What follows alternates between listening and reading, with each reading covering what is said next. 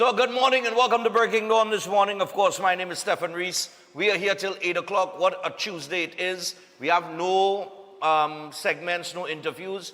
Tuesday has been cleared so that, because I know, Wednesday has been kind of congested, although I kind of shift the police over to Thursday until Watson returns in March, but Tuesday is all yours, all right? So, boy, we have something to talk about this morning, because for those of you who were paying attention to what was taking place in Tobago last night, you would know it was a clean sweep by the TPP and Farley Augustine. 15-0 was the preliminary results coming in. We will talk about that in a little bit. I have to go to the Newsday website to get the news, and I'm not seeing anything on the Tobago election there. So obviously they haven't updated it. But nevertheless, we'll get through some of these headlines indeed. So the first one we'll start with, Rambarat says, let trained people lead hikes.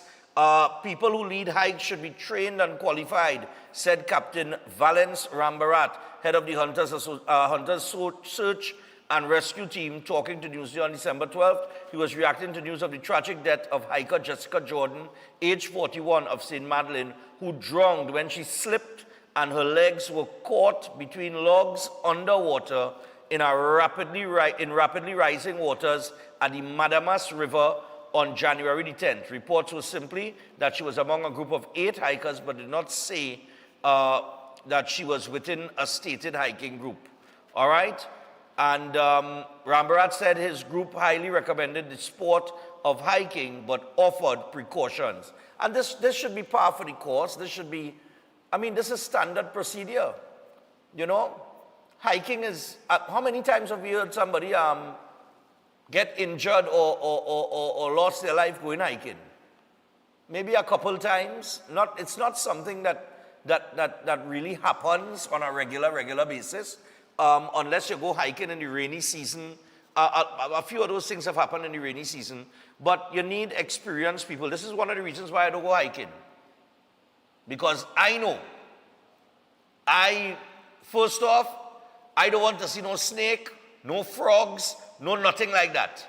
So I ain't going hiking. I ain't going to no bush to start with, or going hiking or no. I ain't doing that. Right?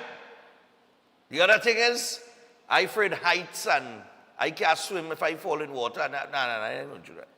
I ain't going to do that. But, so unfortunate that somebody has lost their life. And we do ask that you all take your precautions as advised and, as should be common sense. Be logical, okay? The Bocas Pub closes after 37 years. Wow. Munilal delighted as stick fighting returns to the Bay. What a crowd they got down there in the Bay for that stick fighting, partner. Papa, yeah, now people come out, Way boy. NCC really doing a real good job, eh? The Flavor Village, the John Cupid Carnival Village, the Gael, everything that they've done so far has been way better in terms of presentation and things like that. Although there was the incident when the chairman was opening the Carnival Village. We'll get to that, we'll get to that. Right? Trinidad and Tobago gets first hyperbaric oxygen therapy chamber. Wow. All right. Mohit says social development was stagnant under Cox. So, Minister of the People, Social Development and Family Services, Vandana Mohit, has lashed out at her predecessor, Donna Cox, over claims that the ministry was functioning perfectly during the latter's tenure. And in a media release on January 12th, Mohit said such statements are misleading and factually unfounded. Mohit said Cox was attempting to rewrite history and mischaracterize the state of the ministry at the time the new administration assumed office. Mohit said social services grants for January 2026 were processed and paid on time by January 1st, contrary to claims saying otherwise. And she also said that the new government will not allow misinformation to undermine public confidence in systems that are intact and working better than they have had in years. She said claims by Cox that the ministry was functioning, delivering and protecting the vulnerable every single day under her tenure cannot stand alongside the indisputable evidence of delayed grant payments, operational inefficiencies, and administrative strain later acknowledged by that very administration. She said the former administration was shying away from accountability as it was attempting to downplay systematic issues under previous leadership while vilifying the current minister for enacting urgent reform. And Mohit said Cox's comments, quote, betray a troubling indulgence in revisionist nostalgia rather than an honest engagement with the facts.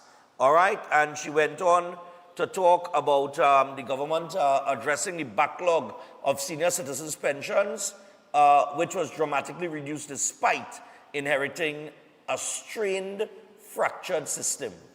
All right? I tell you, Vandana go fix thing, you know, I'm telling all you. Local government ministry discusses sanitation for carnival. Well, I do hope that the Port of Spain Corporation has the intention of garbage collection more than once a week. Right? It ain't looking good, you know. I walked down the road on Lewis Street Saturday morning. I did a video and I posted to TikTok. Garbage, that garbage that I was highlighting on TikTok, that garbage was out there since probably Tuesday or Wednesday. They didn't pick it up until about Sunday morning.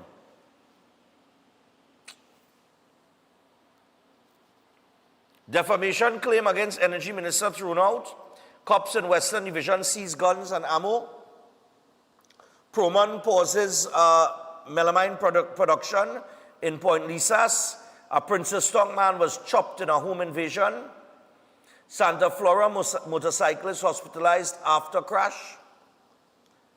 And you know, there was a 4-car smash up over the weekend as well, and I didn't get to touch on that, right? With all the traffic fines and everything, all the noise people making. But, you know, that's it for the news day for now. Before we go further and we get into the actual jamming, I want to remind you all to boost your immune system for the carnival season. I see that the Ministry of Health is on an influenza vaccine drive, right? So, for those of you interested, they are offering that, okay? So you see, I'm not anti-vax. You understand? I was just COVID-19 anti-vax, right? So, you know, for those of you who want your influenza vaccine, they are offering, saying, look, you know, usually there is the flu, people, you know, get the flu, there's all sorts of virus and thing that people get after carnival and that kind of thing, everybody's sick and that kind of thing, come and get the influenza shot. So make sure and check them out with that. But for now, we want to remind you that you can also boost your immune system with Jameson immunity products. All right? And you can help fight off those seasonal sniffles, such as their cold fighter with echinacea, the vitamin C chews with the honey lemon flavor. And for additional support, you could try their delicious vitamin D3 chews and ultra strength zinc. So chew, fight, and feel amazing with Jameson, trusted vitamins and minerals. All right, make sure and check them out, and make sure that you boost your immune system for this carnival season. It's very important. All right. Also, I got to remind you about Chef Shiraz, and Chef Shiraz, he has the on the 31st of January, he has the Creative International Cuisine and the Baking and Pastry 1. Those courses are taking place, and then in February, he has the City and Guilds Diploma 3. So make sure and find out all you need to find out from Chef Shiraz by calling or WhatsApping him on 3724639 or 7375097. All right, those are the numbers you'll get him on. Just coming back to the ticketing issues, we will go through this article. It was on the front page of another paper, the Sunday Express, where the PNM raked in 400 million in fines. It's a very interesting read. We'll talk about that. There is also the special operation zones that government is considering through the National Security Council. They want to implement these special operating zones when the state of emergency ends on January 31st. On January 31st, it will end. Any further extension will need a special majority in Parliament, which they will not get. So they will have to find a way to, implement some sort of strategy. Although I am listening to the Minister of Homeland Security, as he said, in speaking on that particular issue, that a state of emergency was never the government's crime plan, that they have a strategic crime plan, but we're waiting to see that rolled out. Because I was saying, if you've rolled out a state of emergency and you have a strategic crime plan, you should implement your crime plan while under the state of emergency, and the police have the extra powers.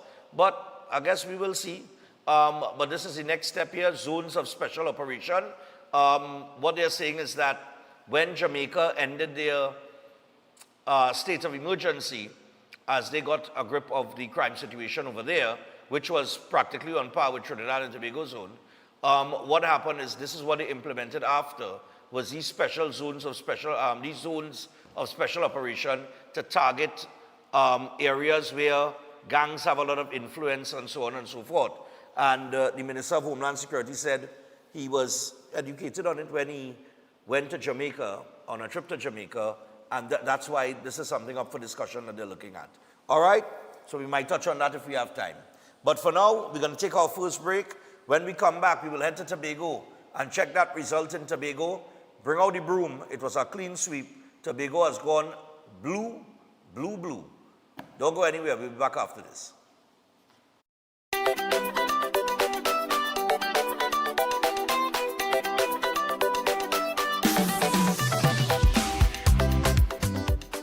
Is your life stuck in the same struggles again and again? Pandith Bhargav helps remove negative energy, solve love problems, fix marriage disputes, clear financial stress, and stabilize job and business issues. With accurate psychic, palm, and horoscope readings, he guides you toward the right path. His powerful 30-minute session brings quick relief and clear direction. Take the first step today. Call +1 868-347-2350. If you want to be a better chef at home or advance your professional career, Chef Shiraz Culinary Academy is the best place to be. some of the courses that we offer here at the Academy: Creative National Cuisine 1 and 2, Baking and Pastry 1 and 2, Kids Summer Cooking Classes, one-day classes at the workshop. We have Asian cooking classes and certificate in culinary arts, food lovers and professionals. Start your culinary journey today with us at the Chef Shiraz Culinary Academy.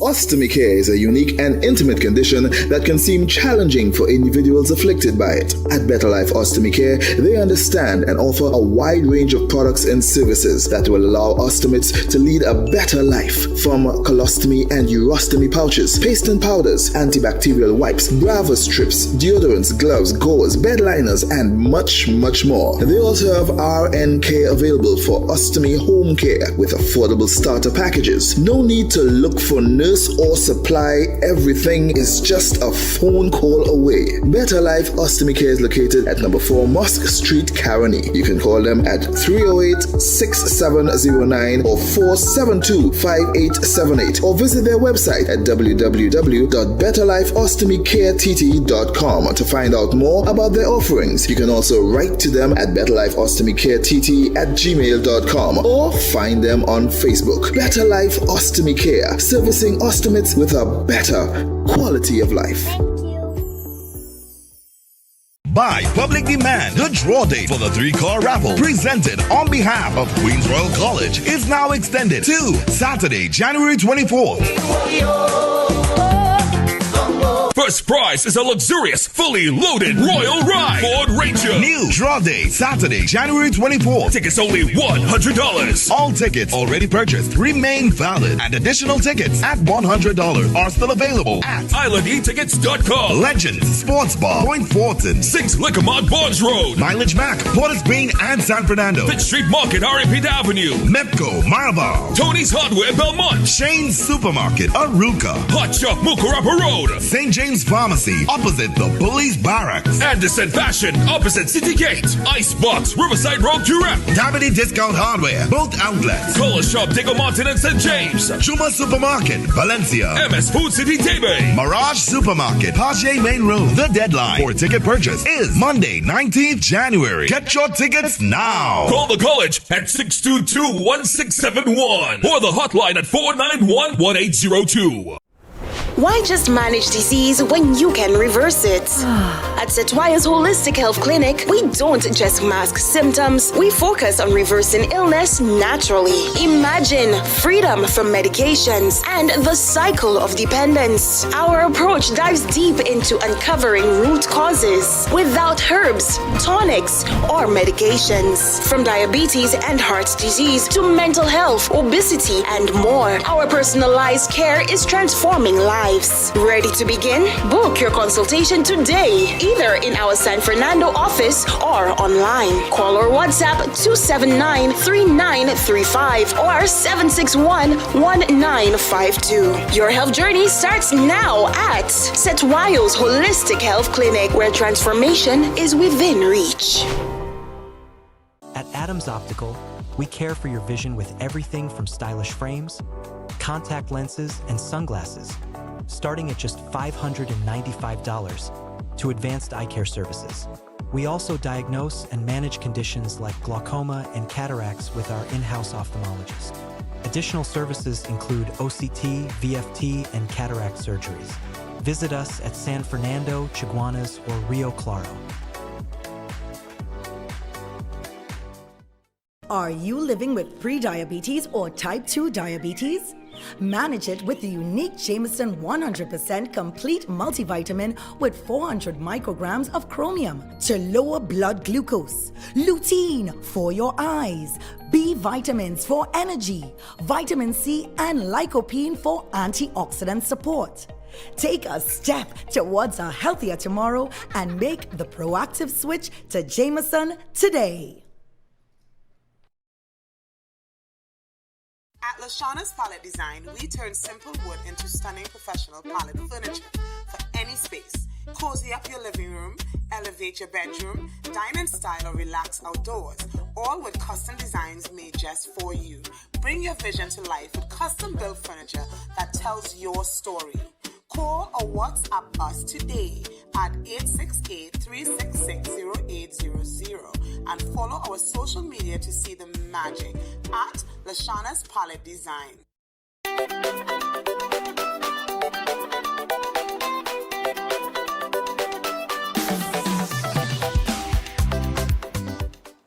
All right, so we're back 20 minutes past the hour of 6 o'clock. We want to get to the phone lines, take some calls. But before we do that, Ansel Dennis spoke to the media last night after the preliminary results of a 15-0 defeat came in. And this is what he had to say. Take me to Ansel Dennis in Tobago. Rain starting to drizzle. Come on. Now we do it quick. The rain starting to drizzle. Let me go. All right, so good evening, everyone. I am here to do two things. Number one, I'm here to concede defeat in this Tobago House of Assembly election, notwithstanding the fact that I think we ran an extremely good race and an extremely good campaign. The people of Tobago have spoken, and such is democracy. And I want to thank the people that supported the PNM. I want to thank the candidates, some of them here with me this evening.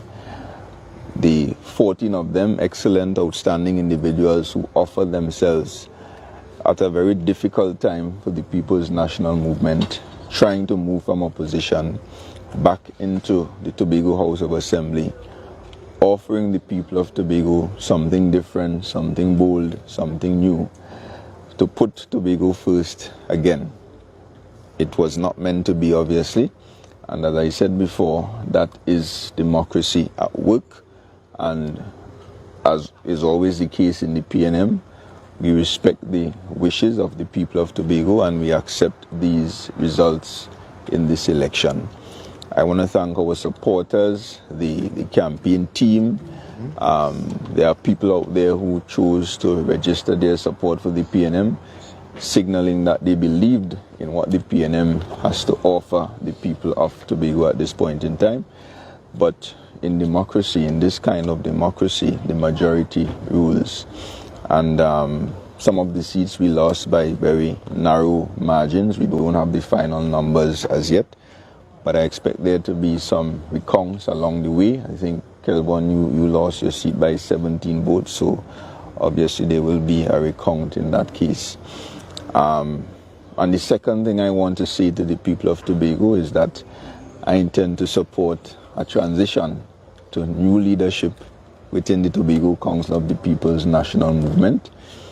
I will be 39 on Wednesday, and I will be calling it a day or perhaps a week in politics, right? I think I have offered myself to the people of Tobago from 2012 at a very tender age to now. I had the opportunity to serve as an assemblyman for the people of Buku Mount Pleasant. I served as an assistant secretary, deputy presiding officer, and then most recently as chief secretary. And as usual, when you preside over a defeat, it is usual for the political leader to step aside. And I want to say thanks to the people of Tobago and to the people of this party for the opportunity to serve. It is not something I took. All right, so that is Ansel Dennis there, speaking after the defeat, the resounding defeat that the PNM got in Tobago in the THA elections last night. Well, of course, TPP supporters have been celebrating all over the place. But put up the Tobago map for me. The Tobago map, yeah. And here, Trinidadian people in easy to eh? After that 15-0 defeat. Right, so it's 15-0. That is what happened in Tobago. It was 14-1. So it's 15-0 now. Somebody said, now, as I could not open the phone line there, but I feel it better I show this first. Somebody put up a post last night, boy, I don't know, I had to laugh. Published up the post, the Facebook post to me. After the 15-0 defeat, or the 15-0 victory, somebody said they're using the radar in Tobago to find PNM votes. And if you see all kind of videos that are surface with the, remember the radar that they were showing spinning in the airport? People started meme that all kind of, yeah, boy, looking for PNM votes and that kind of thing. Trinidadian people, it's easy, boy. Anyhow, take that out. Go back up the map for me. So I want to find out from you guys. We're going to open the phone line, take some calls. 327-7400. The PNM has been defeated 15-0 in Tobago. What does this say about the state of affairs of the PNM? And does that transcend to Trinidad and Tobago, even while people are not happy with certain things that the current government has implemented? Hello, good morning. Yes, good morning. How are you doing? Yeah, man, go ahead. I'm watching you, boy. I'm looking like a casino worker, boy. Like a side hustle. Yeah, but here's that. When I get up this morning and I look at my phone and I saw the map. You know, partner, as a child growing up, I could never remember getting Lixo from my mommy, you know. Oh, God, Lord. That's a real serious Lixo. I think that they should report this matter to the Special Victims Unit, you know. That's a different level of domestic violence, boy.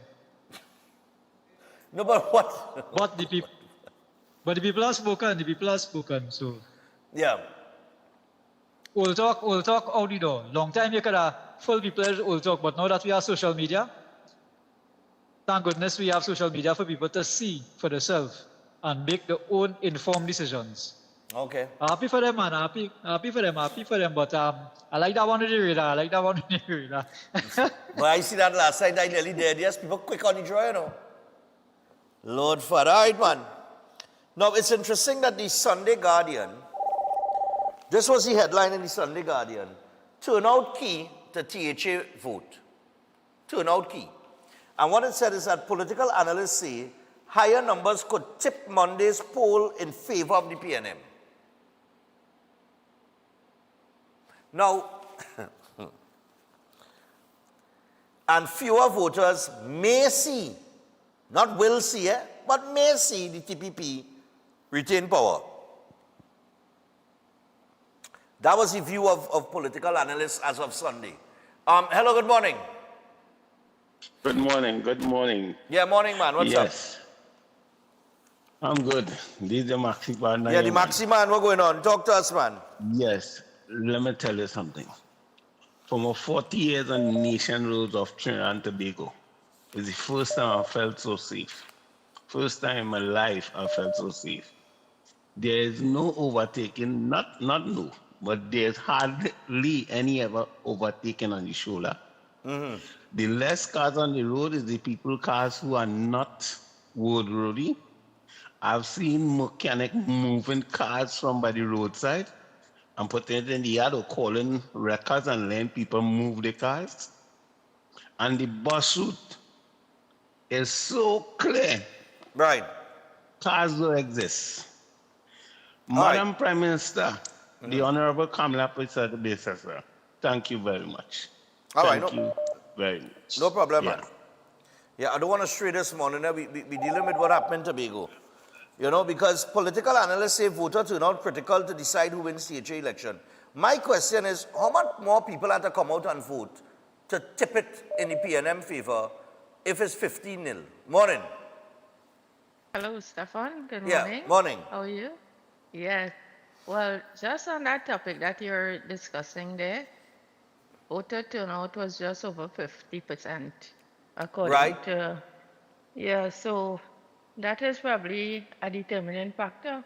But if you look at votes per PNM and TPP, right?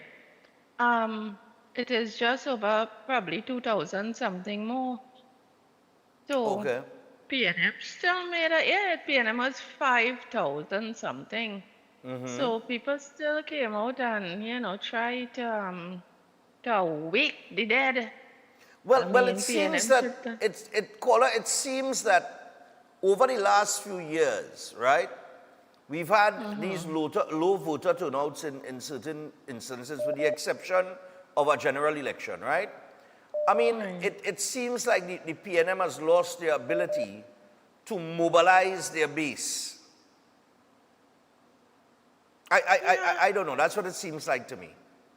No, but anybody, you know, anybody with any sort of, you know, common sense will know that the PNM destroyed the country, even for the last 10 years, right? And if you supporting the C word, starting with C and ending in N, you know, if you're supporting that, well, then you're supporting the PNM. You know what I mean? You know what that means? Starting with, I saw that on a YouTube program. He's saying Trinidad, why the oil was not, you know, dispensed to the public and, you know, for the country, right? You start with C and you end with N. Well, I too didn't know, Stefan, the word is corruption. Anyway. Oh, okay. All right, yeah. All right. No yeah, problem. and so, All congrats. But you see, I hope when and if Pali gets autonomy, that he abide by the terms and conditions. That is what, because and you know, we are surrounded by water. Tobago is an island paradise, and they should have their own self-autonomy, in my view. Okay. So that's it, Stefan. You take care, all the best. No problem. Yep. And I think, you know, the Tobago could be or should have been in a much more developed state. Hello, good morning. Stefan. Yes, sir. Watching the thing with the man again, his speech, right? And listen to me, the man say 39, boy. 39, yeah, and so I didn't even know that, yeah. The man looking all at me and you, Stefan. Yeah, politics will do that to you. I'm a 40 American hold on me. You can hold on you on all to Stefan. I thought he was older than that. And we not here, we looking younger, ni. And it's a less stress in Tobago, eh? Less stress in Tobago. Tobago's are more laid back island, you know. Nah, but you know one side them is age different than we, right? Yeah. Yeah. I don't know. I don't know if the food, I don't know. All right. I Stefan. Yeah, man. No, but I mean, yeah, what does this mean for the PNM, you know? I basically, I'll tell already truth there, I did not want 15-0. I did not want 15-0. And I'll tell you why I didn't want 15-0. Morning. Stefan, morning. Yes, I. Yes, I not Tobago. I get up last night, but when I see that, I called my friends in Tobago last night and them men were partying there.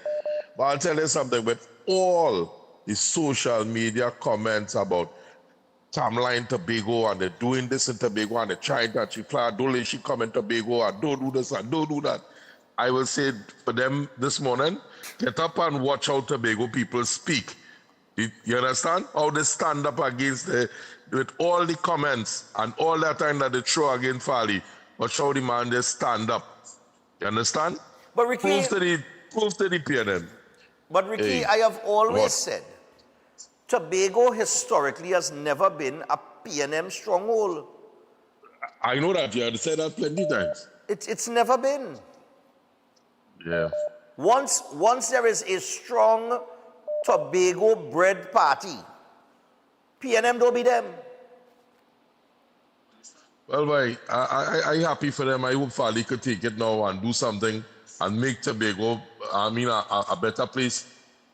You know what I mean? Yeah, well, I mean, he getting the funding. He getting the funding. He has a good relationship, it appears, with the current administration. So the central government, yeah. Hopefully, the sky is the limit for them. Everything good. Good, yeah. Man. At least not for him. Yeah, man. Hopefully, the sky is the limit. Hey, look at Tobago man calling in here. Hello, good morning. Morning, Stefan. Calling from Tobago. Yes, I. Go ahead, man. A new dawn in Tobago, brother. All right. Y'all comfortable with that 15-0 with no opposition in the THA? No, son. Because it's going to wreak havoc on people here because we have been seeing it going on for the past couple months. That some of the things that the blue and the red has been proposing, nothing has been done for the people. Right. But a whole set of promises was made by this blue party and by the red party. Right. And the blue party come and win now. And the only thing now is to see what will be done. Because a lot of promises was made to the people in Tobago. And it's because of this final part of the election, people start to walk in the community, start to do things in the community, and that is why these people press forward. Right. Right? But talking on no political basis, as you hear using red and blue, it have people in this country who are suffering for the last 4 years. Okay. And they bring it towards this party. They bring it towards the party before. And it's the same thing happening again, where most likely we'll have to come down in the yellow to solve the problem. And next thing they're talking about is autonomy now. Like the talk now. We have the whole country, so it's autonomy. Okay. We are no boat. We are no boat. We are no plane. We are no way to sustain ourselves. On top of that, people pushing that America go take over here just now. But if you go on the espionage here and make an announcement of giving out free visa to go to America, we have nobody in Tobago. So I don't know what they really want. Okay. Because we now have to depend now still on central government. They get a real nice budget. But it's to see how these people who now in power utilize it and do it and use it to the best to develop the little thing we have here, which is only tourism. Right. Which it have no development for the last 4 years. Some little 8x8 hot the bill going down in Pigeon Point, halfway paved the roads and them. So Right. we have to just watch and see. Okay. You have to give everybody a chance. Okay. All right. And I believe this is what the people say they want. So let me see what's going on. Have a blessed day. All right, no problem, man. Yep. Yeah, I think Tobago should be more developed than it is right now. But you have to remember that you can't, I mean, the underdevelopment in Tobago can't be put at the feet of the TPP. They have been there for a little while. They, you know, but morning. Morning.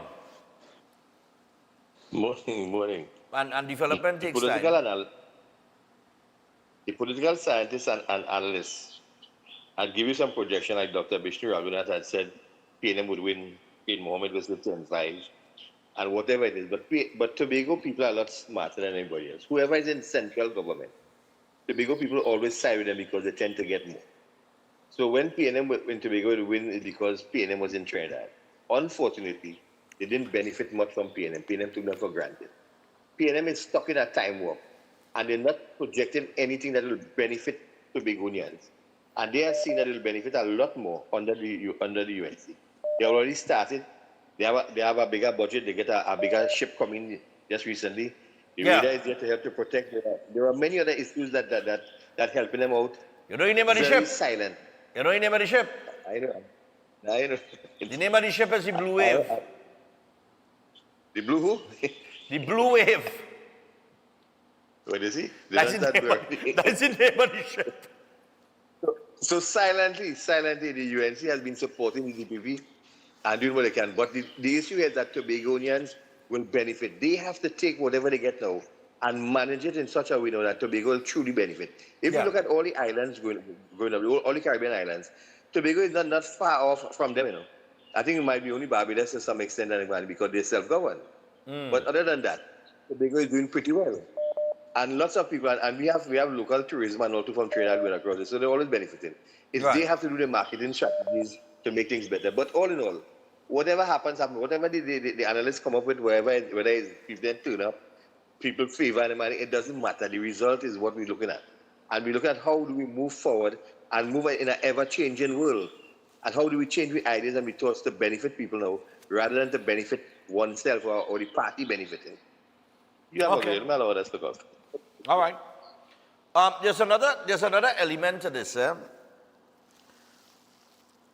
With the PNM being as fractured as it is, and known as the one of the major political parties in the country, right?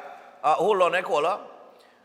With them being as fractured as they are, or as weak as they are right now, does this now open the door for a new political party to enter the fray, and if it presents itself with a powerful or a strong enough slate of persons to be the next, to be the one of the major parties, to become the next major party in the country? Morning. Hello, good morning. Yeah, morning. I'm a Tobagonian. I'm a born-bred Tobagonian. Yeah, man. And I'm calling because this party that is there today, we are celebrating the victory, and the victory is a victory for Tobagonians, because Tobagonians have fight for years under the PNM. Okay. We have fight under the PNM for years, and we have not get nothing from the PNM. All right. With the TOP, with the DST, with everybody. And we have not get nothing from the PNM. But let me it ask started from since in Robinson time, come back for today. Okay, so let me ask you something. Can I ask you something? Yeah, go ahead. All right. What is the vision for Tobago then, from a Tobagonian standpoint? As a Tobagonian born and bred, where would you like to see Tobago in the next 10 years? Well, Stefan, to be honest with you, we have been stifled under the PNM administration. I want to see Tobago develop. Tobago has room for development. Tobago has room for a lot of things. Yeah. But just that the PNM never used to give us anything. The only time we had get something was under the regime that is there presently right now, the central government. And now that they are back there now, we Tobagonians believe that we could get something. Okay. All right. So this is one of the main reasons why this happened today, yesterday. Okay. All right, no problem. And next thing, go ahead. And next thing to Stefan. Tobagonians have to have a little patience with this party and see where they go. I know we will have them under. We are looking at them to see what they will do, and them kind of things there. But I believe in my heart that they will do good for Tobago. All right. All right, no problem. So Stefan, thank you very much. Yeah, man, no problem. Thanks a lot. Yeah, I was in Tobago, let me see, in October and November of last year. And, you know, in going to Tobago for the first time in many years, I think the last time I'd been to Tobago was 2014, prior to last year. And, well, I was there for the husband lime. And then I was there on another vacation as well. On a little weekend vacation, where I went to, Palavia? Oh God, I try to remember the name of it. I want to mispronounce it, you know. Anyhow, but in driving through Tobago, right? In driving through Tobago, I could clearly, now one thing with Tobago, I find Tobago has some better roads than Trinidad, Director, you know that? I enjoy driving on Tobago roads. Less pothole by far, right? So the roads aren't that bad, right? They got some good roads in the main, okay? But there is a lot of room, truth be told, there is a lot of room for development in Tobago. Tobago has so much potential. I've said it for the last 11, going in 12 years now, that Tobago should be the tourism jewel of the Caribbean. Hands down. There ain't no island that I could think about that should be ahead of Tobago in tourism. Morning. Morning. The amazing thing about Tobago, and I think what we should capitalize on as a country and keep Tobago as is, in a way that we could use the untapped natural resource and leave it untapped. That is what is going on in the whole of the Caribbean right now, is that you have a lot of tourist destinations, but they're very commercialized, they're very, all this set of modern amenities. Tobago has it so natural and amazing. Yeah. You go there and you feel like you go back 20, 30 years, but not in a bad way. In a good way. Right. And that is an amazing resource Tobago has. And the Tobagonian mentality is the same as well. They're very humble, amazing, caring people. It's like a different country, sorry to say, when you go there. Right? You think, I'm being honest with you, when you go there, you think there's mess up there Trinidadians when they go there with the shoppiness. That's right. Trinidadians just mess up Tobago bad. But you're right. It's like on top. It's like, although that's a style, when you go to Tobago, it's like you're going for a getaway on a different island, a totally different, You're right. And that's the beautiful thing about Tobago. We keep it natural, but advertise the tourism, work it in a way where they can work in unison and not change the whole, layout and develop. I understand what you're saying. Don't change Tobago. Development is good, but development has to be within the realm of keeping the authentic look. That historic, authentic look of the island. I think that has a lot of value. You can't change those things. You know what I mean? Correct. And it's hard to get. It's hard to get these days. Yeah, for real. Yeah, man. All right, thanks. I mean, look at Chris, St. Vincent and the Grenadines. Remember when we were walking through St. Vincent in Kingston? In Kingston, the authentic look of everything, you know, it's about maintenance, you know. Sometimes it's not about developing. Although there are parts of Tobago that ripe for development. It have real land and things that could be developed. But sometimes the authentic historical look, it's about maintenance more than let me change that and develop it and commercialize it. It's about just maintaining that look now. Hello, good morning. Morning, Stefan. Morning. Yes, I. Morning, Trinidad and Tobago. Brilliant, brilliant. This is fantastic. I want to say congratulations to Tobago, the leaders in Tobago right now. Congratulations. Take it where you leave it from right now and bring it where you're supposed to be. But Stefan, you make a statement this morning. You're not easy, you know. You just really see things, you know. You know, right now, if a person who really want to reach the government, like McCain, like Pandey, now is the time, you know, because that's why I tell you, the PNM done, you know. There's no more PNM again, you know.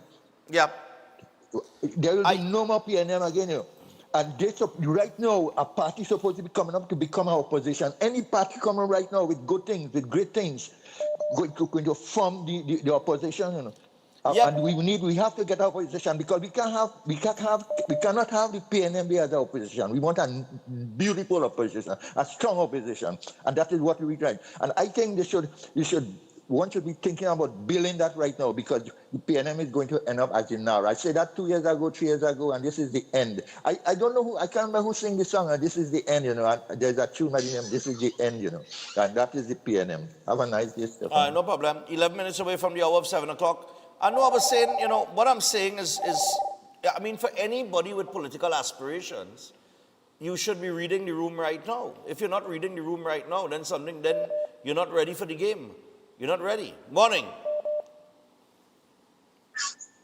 Good morning, Stefan. Yeah, morning, man. Go ahead. Yeah, good morning, Stefan. I'd like to find out something, man. These police and them, right? You have a little sticker on your car glass, very small, and they want to charge you for that. So why they want to charge for that? Why are they charging for that? No, well, I know plenty people get charged. You have a little sticker on your car glass or on your car body itself. They're charging for it, you know. So I really don't know what is going on now. I will find out. But what's the charge for that? Well, I didn't get $1,000. But what is the charge? What is the charge? That's why no tell me that. Yeah. Well, they say you're not supposed to have nothing on your glass. So then why? So why when you go find? So why? Hold on. So why when you go for inspection, there's past sticker on the glass? Well, I don't understand why these police have taken advantage and if me have a sticker on your car like a side, a stripe or something, they're giving you have to take it out.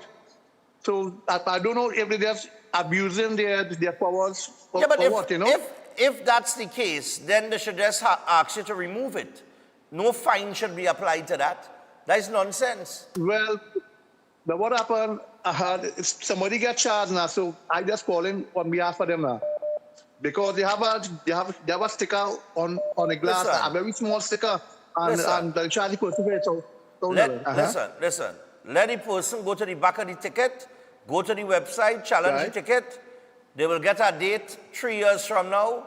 They ain't had a study to make no payment for at least 3 years. When they reach in the court, make sure they have a photograph of the type of the sticker on the glass so that the magistrate could see how small it is and what the police get them the ticket for. The matter will be thrown out. Okay. All right. Yeah. All right. Thank you very much, sir. Thank you. Oh, no problem. Yeah. Have a blessed day. Yeah. Have a blessed day. Bye-bye. You too. Yeah, you see, that's the problem with the police making it bad. Like I say, oh God, it has no cure for stupidity, you know. It really don't have a cure for it, you know. They thought that education was the cure or the antidote to stupidity, but it's not. It just have some people, they dotish bad, and you just can't save them. They will forever be that way. You understand? And unfortunately, we have some people operating like that in terms of of policing and that kind of thing. Oh, God, man. All you make anything, I don't understand. Huh? Morning. Good morning, Stefan. Good morning, Trinidad and Tobago. Morning, my dear. Stefan, that is what the charge they're calling it is unauthorized lettering. So if you have like a sticker for an AC company, advertising for an AC company, they're trying to say that unauthorized lettering now, and you could be charged. I called and I'm still trying to get some clarification on that because I have some small religious symbols on my vehicle. Like, for example, I have one right behind the rearview mirror where it have no visibility anyway. You can't see in or out through there. And I have another one in the corner, in the back, where, again, you can't see through. So I will shudder to think that I could get pulled over in a roadblock and they want to charge me for having something like a cross saying Jesus or faith or hope or some kind of thing. Is not anything offensive or anything like that. So I want to know, people can't customize the vehicles now? That's a charge? That's a ridiculous charge for a sticker. It's ridiculous. I'm going to find out about that because Stefan, if that is the case, I take in my ticket, I take in my ticket because I think it is absolutely, I want to be law abiding, but the law needs to be reasonable as well. If somebody wants to put Allah, Jesus, Krishna, whatever on the vehicle, as long as it's not obstructing the view and it's not something offensive, just leave people alone. Then what's the problem exactly? The police and them, you see the police and them making things, they amplifying the situation. I don't know if it's because they thought they would get 10% and they get to your show. Is one more thing I want to add. I agree with the government with regards to this thing with tires. It's the safety issues. I had a tire blowout on me on a highway already, and the car violently pulled to one side. I could have hit somebody. I could have, if the tire had blown on the right-hand side, I would have go straight over the median. Right? Wow. I was now coming from the airport after midnight. Right, and my tire blew out on me, and I almost went over. It was terrifying. And there are places in Trinidad and Tobago that are grinding these tires to make them look like if they're brand new. People trying to extend a little life because, let's face it, tires have gone up dramatically. When they could get a ticket for, when they could get a tire for $250, $300, now it's $700 if you want a proper tire, or even $1,000 in some cases. So it's not like a long time where you could go with $1,000 and get 4 brand new tires. Now it's costing you twice as much. Correct. And people trying to get away from that, going these places, grinding the tires is a safety issue the same way. Yeah. They need to look into that. All right, no problem. Thanks you, a lot. Stefan. Cool. And I enjoy the party. All right. Oh, yes. Thanks. Okay. Nice. I feel like booking Ding Dong next year, this year, you know. I feel like booking Ding Dong. Ding Dong real consistent, boy. All about the phone calls here. Right. So let's deal, before we shift gears in the second hour, let's deal with the matter at hand here. Or the two matters. Because I'll come into the fines here and the traffic fines. We come into that. Right? Because the Prime Minister had a lot to say in response. So we'll talk about that. Tobago. I have said repeatedly over the past few years, Tobago has never been a PNM stronghold. What happened is PNM has been able to capture Tobago at times when there has been no strong Tobago homegrown political party. So in the absence of that, PNM conquers. Because, quite frankly, the UNC has never really stepped out into the realm of Tobago, especially under Kamla Prasad. I can't remember if they did under Pandey. I don't think so. I'm not too sure. I can't remember. But they've never really had any representation over in Tobago. They've never really made a run for Tobago or tried a hand in Tobago. I think they had in the past and they got few votes and they get bad licks and whatever. So they've never really pursued Tobago from that perspective. But Tobagonians have spoken. 15-0 is something I did not want to see, and I'll tell you why. For two reasons. I don't believe in having no opposition. I think that's a lot of power. And in the wrong hands, with the wrong intention, sometimes bad things can happen. In the right hands, with the right intentions, things will flow easier and development will take place faster.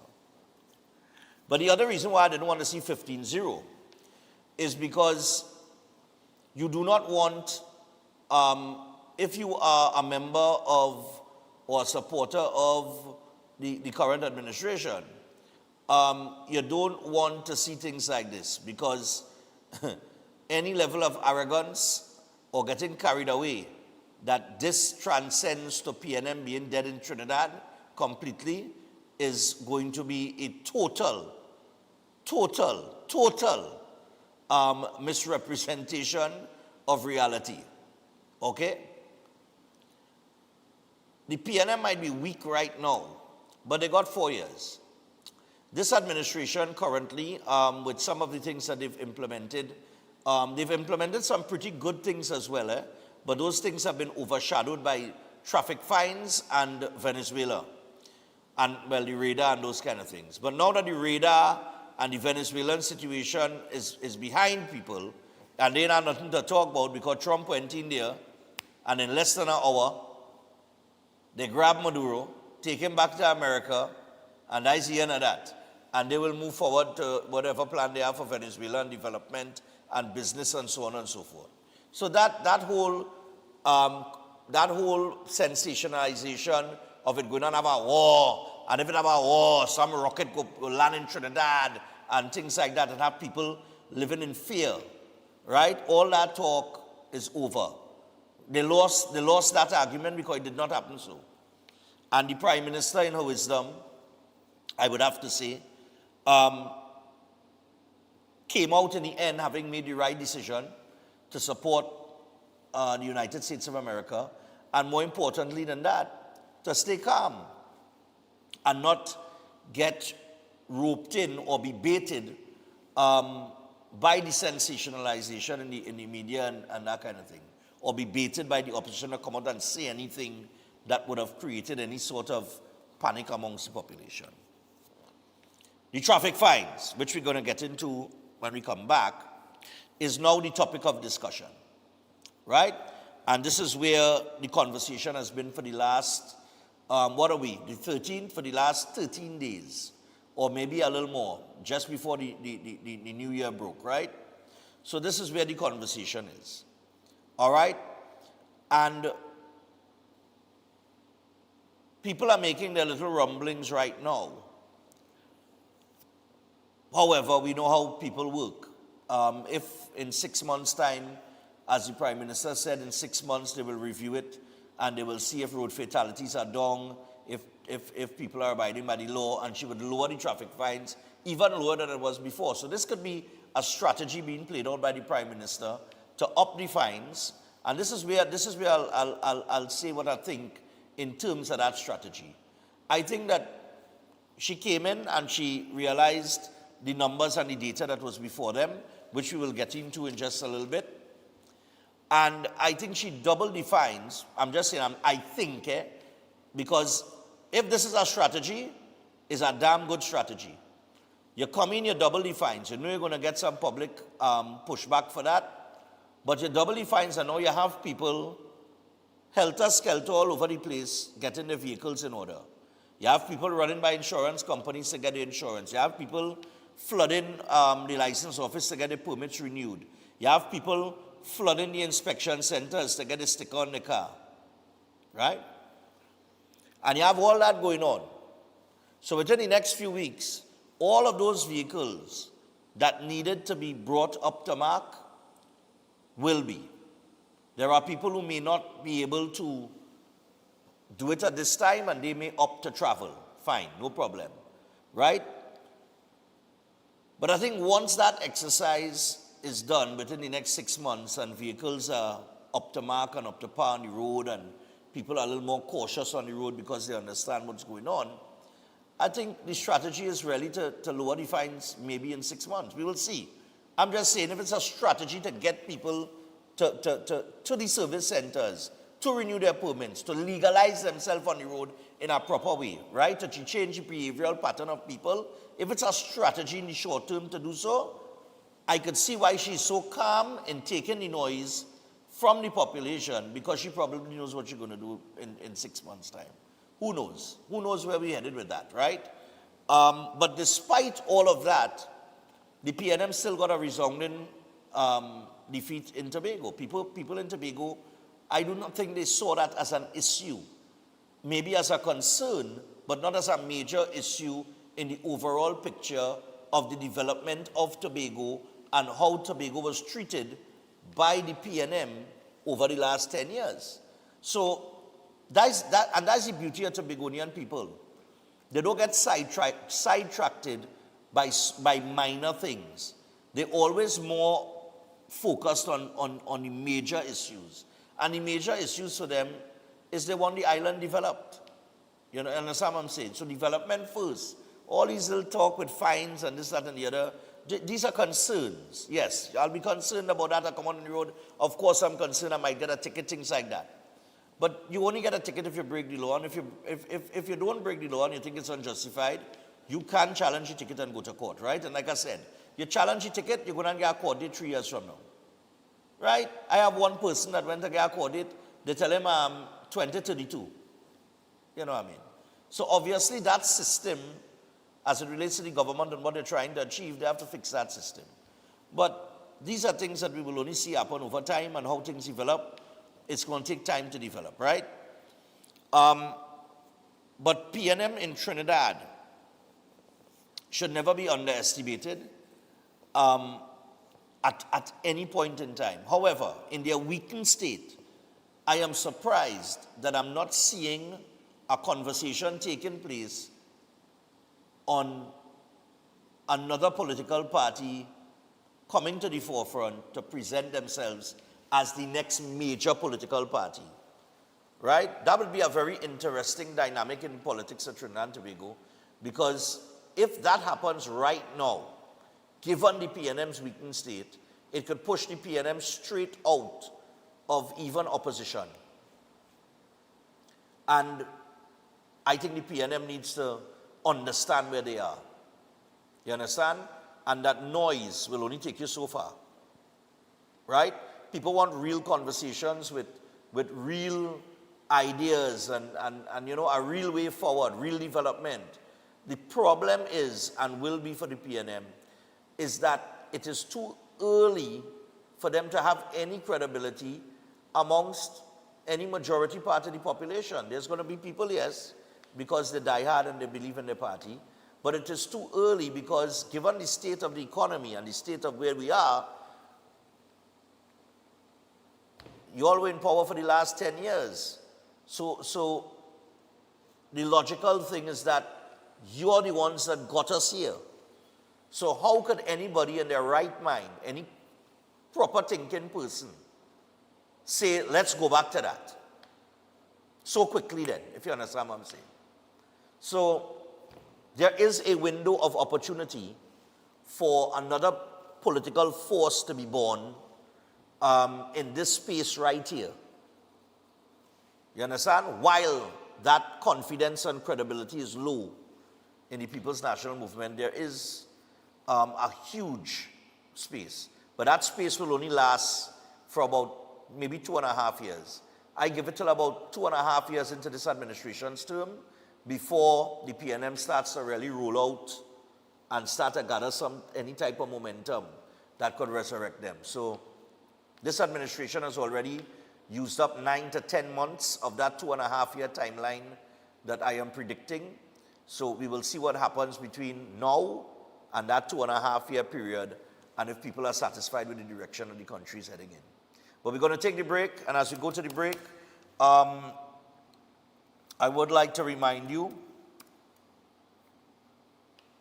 Set Wild Aboard and the Holistic Health Clinic, powered by Nutritional Therapy, and of course, stop managing those diseases because you have the opportunity to reverse it naturally with Set Wild Aboard. It is drug-free, supplement-free, root cause healing through nutritional therapy, And you can call or WhatsApp him on 2793935 or 7611952. Book an appointment today. Rebuild your health from the inside out naturally.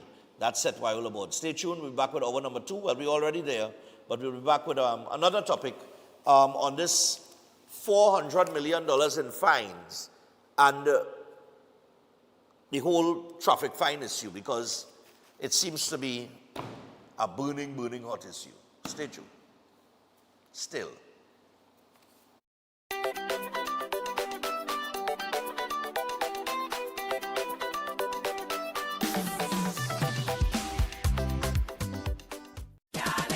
Come experience the Classic Russo Grand Opening 2026 on Thursday, 15th January, City Hall, Knox Street, Port of Spain. Admission $200. 2 persons on 1 ticket for $300. And Friday, 16th January at Kaiso under the Royal Umbrella, corner Broom Street and Tragrit Road, opposite JMMB Bank. Admission $150. Both shows 8 p.m. with performances by All Rounder, Crazy, Contender, Manchild, Hamidullah, Lady Wonder, Shirlane, Brian London, Twiggy, Dr. Wilby, Charlene Bailey, Master G, Mark Eastman, Garth Sinclair, the youthful Kyle Cowie, Andre Nelson, Nefta Kojo, Jay Edwards, and many others. MC Shirlane Hendrickson, chorus by the Classic Russo Diamonds, music by Classic Russo Orchestra. Come, enjoy the Classic Russo experience. Get your tickets at Crosby St. James, Tuco Office, New City Mall, and at the box office on the day of the show. It's giveaways and more giveaways. It's Classic Russo for Classic Kaiso 2026.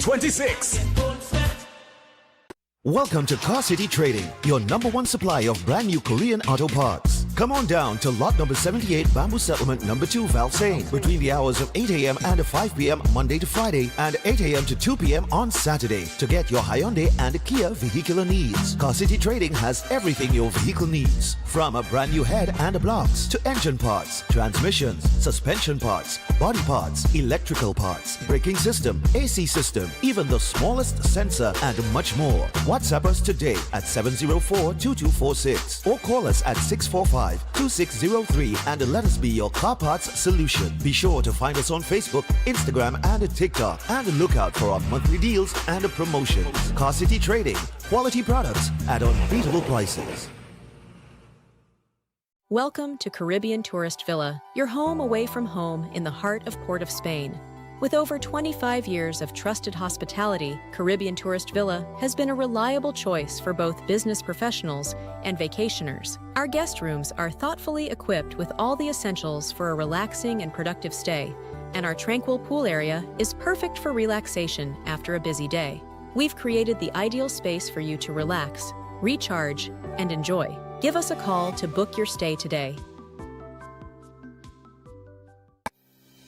Tired of the daily school run? Say hello to Open Minds Education, your 100% online school built for life in the Caribbean. From preschool to secondary, they've got your child covered. Anytime, anywhere, no traffic, no textbooks, no hidden fees. Just smart, flexible learning with real teachers who care. It takes a village to raise a child, and Open Minds, they are that village. Learn today, lead tomorrow. Call or WhatsApp 868-388-6635 or visit openminds.education to register.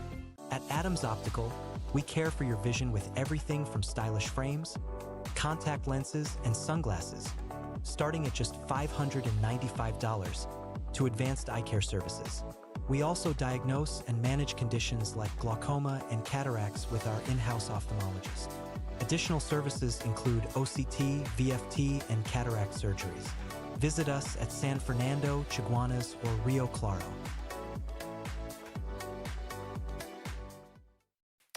Attention all bakers, doubles vendors, roti makers. Try Chic Leisha high quality, unbleached, bromate free, all purpose and whole wheat flour. Bleached flour and bromate flour is treated with chemicals that can cause cancer, and this is banned in Europe and many other countries. Chic Leisha flour offers a healthier option, being that it's unbleached and bromate free. It also has a finer grain and a softer texture, lower priced and conveniently packaged in 2 pound, 2 kg, 10 kg and 25 kg bags. Available at groceries and supermarkets. supermarkets. For wholesale and retail prices, contact Chic Leisure Limited at 665-3336 or 480-8715 or visit them at Warrenville, Canupia. Chic Leisure Limited. Quality you can trust.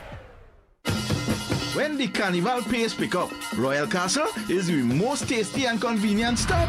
Welcome to Royal Castle's drive-thru. Whether we heading to the beach with chicken buckets and sides, having a house line with all the combos and sandwiches, or we stop by the castle to eat before the fete.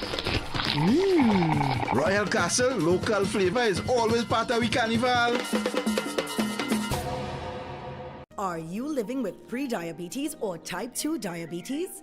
Manage it with the unique Jameson 100% complete multivitamin with 400 micrograms of chromium to lower blood glucose, lutein for your eyes, B vitamins for energy, vitamin C and lycopene for antioxidant support.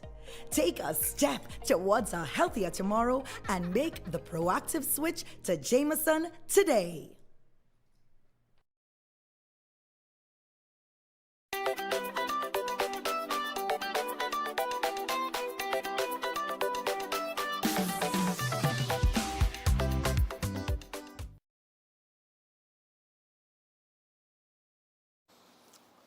All right, so we're back.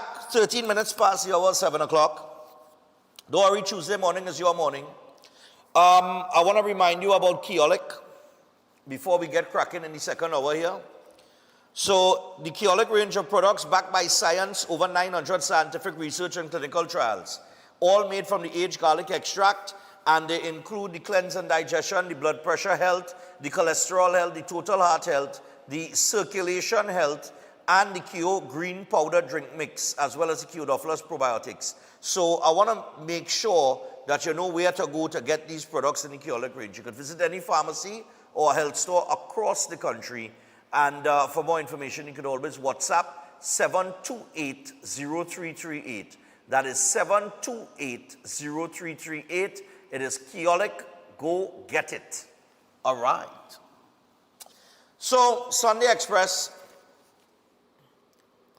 PNM raked in $400 million in fines. $400 million in fines. Now, we're going to take a little read in this, right? Prime Minister Kamala Persad-Bissessar has dismissed the opposition's claim that the increase in road traffic penalties is a revenue-generating measure. She described it as hypocritical for the PNM, the People's National Movement, well, PNM, to say this to the country when the data showed that under its administration, a demerit point system was imposed on the population, resulting in over $600 million in tickets issued for traffic offenses and more than $400 million in revenue actually collected over a 5-year period from May 2020 to 2025. So over a 5-year period, 400 million collected, 200 million outstanding. That might be because you have people that get a court date, must be in 2027 or 2028. Anyway, could be challenging, you know. The Prime Minister said she was provided with data from the police service showing that under the former government, heavy fines were imposed year after year under the merit point system, which came into effect in May 2020. The Prime Minister reiterated that the statistics showed millions of dollars were received from fines under the PNM administration, making the opposition's claim of new revenue generation untenable. Under the PNM government, the Motor Vehicles and Road Traffic Amendment Act No. 9 of 2017, which introduced the demerit point system, came into force on May 27, 2020. Persad-Bissessar said the system caused hardship as some people lost their livelihoods when the accumulation of points led to the revocation of their license to drive. She said her government kept its promise and removed the system upon assuming office, leaving only 6 serious offenses that still carry demerit points. The Prime Minister said it was therefore the height of hypocrisy and irony that the PNM now accuses her administration of using road traffic fines to raise revenue when under its tenure, beginning in May 2020, more than 500,000 fixed penalty tickets were issued, generating over 400 million. Prasad Bisesa also highlighted the deplorable state of the nation's road infrastructure, adding that the PNM's track record showed wastage of funds and neglect of both the people and state infrastructure.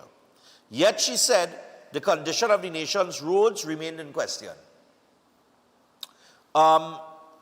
She said, quote, "We fixed the injustice. We took decisive action to confront lawlessness." She said her government was fixing inherited ills, including the poor road conditions.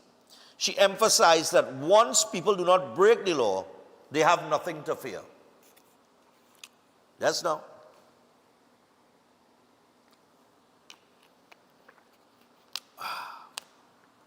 The Prime Minister also noted that, as announced by the Minister of Transport and Civil Aviation last Thursday, the government will return to Parliament this month to propose reforms making it mandatory for drivers to be given time to repair defects before fines are enforced. She reiterated that until those reforms are enacted, strict enforcement of the law will continue.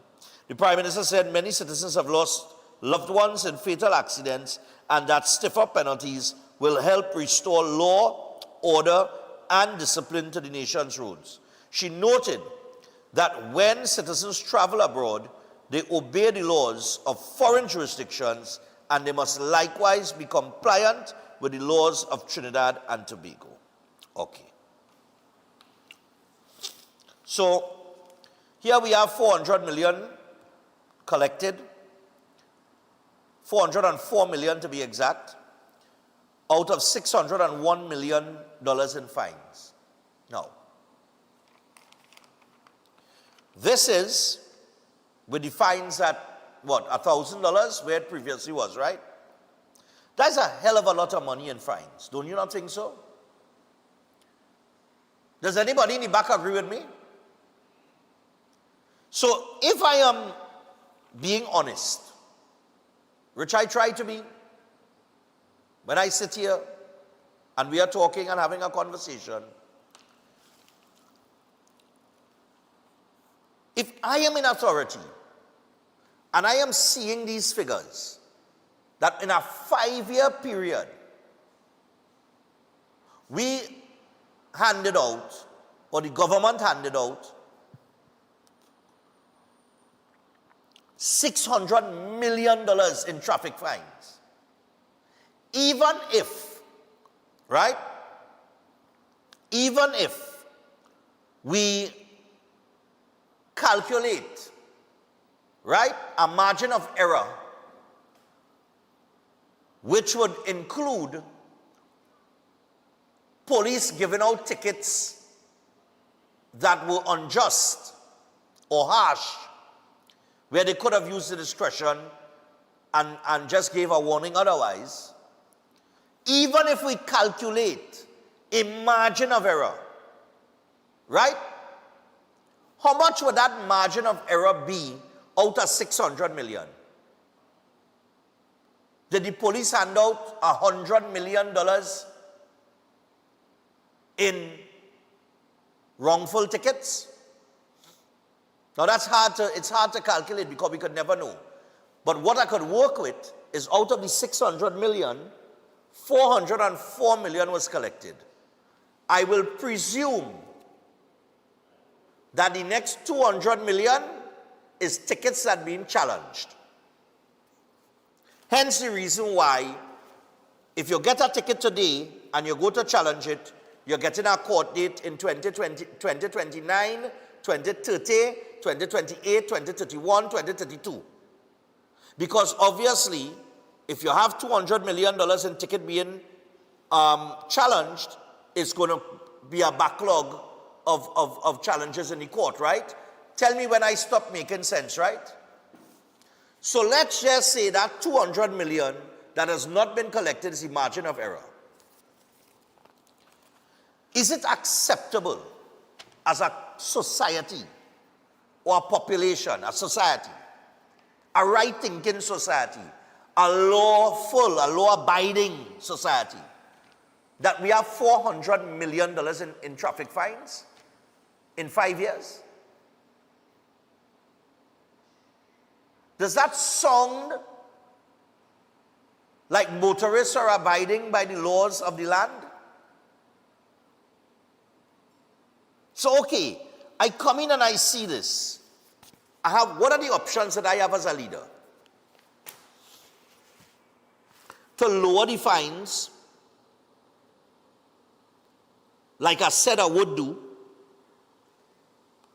and run the risk of more traffic violations based on people paying a lower fine.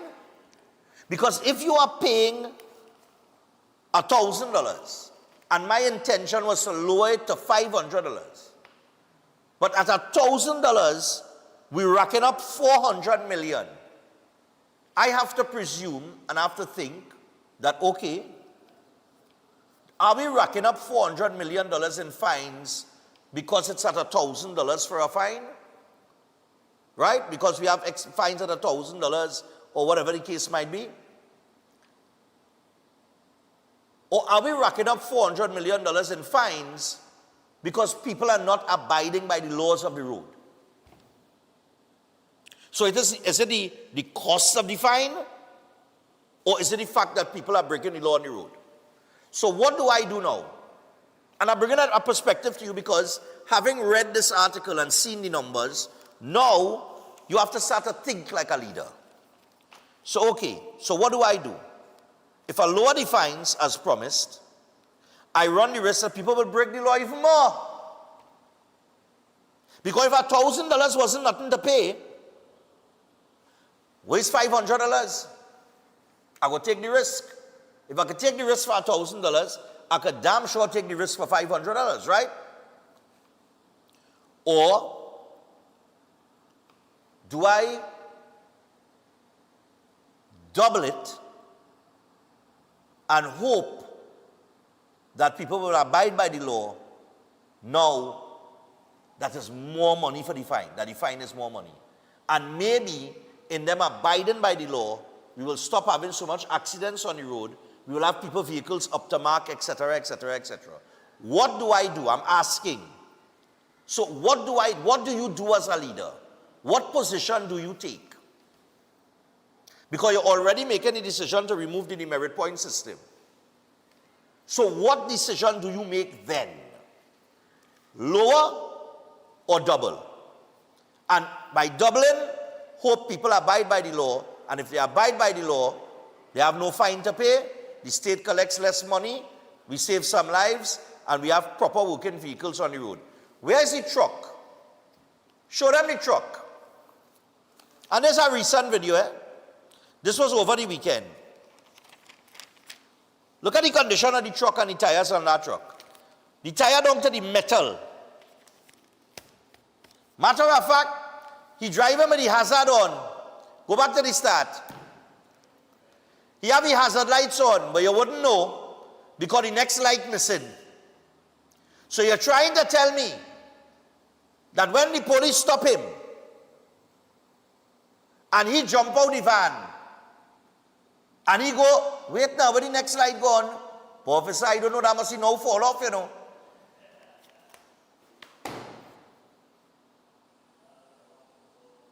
This is the argument that people bring in. Now, if you come off your van and you come in the back there and say, officer, that light now fall out, you know. Brother, I looking for everything to give you a ticket for because you ought to be wicked. You ought to be insulting my intelligence that you didn't know that light was missing. The other night, I go down park in my yard. And I come out the road. And I bounce the starter. And I look in the wing mirror. And I ain't see nothing. And as I lock the steering and I go to match the X, a car pass. You know why I ain't see the car? No headlights. So I could have tipped my gas. My vehicle could have swing out in the road and that man would have hit me. Because you have no lights. But when the police stop him, and he come out now and he say, oh God, now the 2 bulbs now blow the officer. The 2 bulbs. Them lights have to now blow, they was working all the time. That is all a counter argument. So, the PM then comes now and says, okay, I have gotten reports from the Minister of Homeland Security and the Transport Minister that there are some police that are victimizing people and they are, oh God, they're being wicked to the driving public. In most cases, I can't remember her exact words. Let me see if I can get the exact words here for you.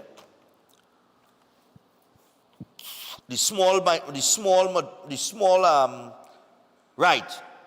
Or wicked behavior, engaging in wicked behavior. The Prime Minister disclosed that a small minority of police officers were engaging in wicked behavior and harassing citizens during the issuance of tickets. Okay. So we know that we have those police out there that, like I say, it has no cure for wickedness and stupidity. It will happen. It just have some people that did that so. Right? So in light of that, she come and she say, okay, I have heard you all. So what we're going to do, we're going to go back to the Parliament at the end of January and we're going to fix that.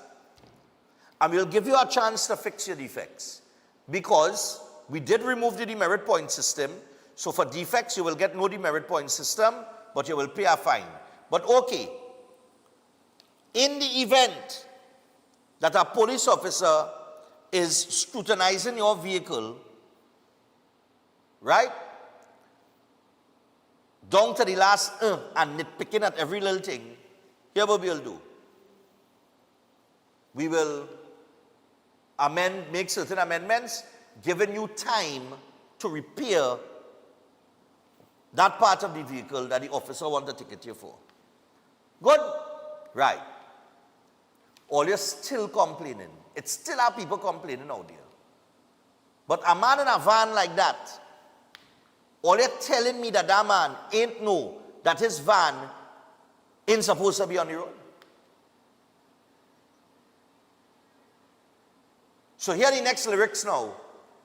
Well, oh gosh, the man, well, if the man keep the van off the road, he ain't going to be able to make a little hustle. How we going to make him money, boy? That's the next argument, right, fellas? So the man taking a chance, he had to take a little chance because he had to make $1, otherwise how we going to survive? Right?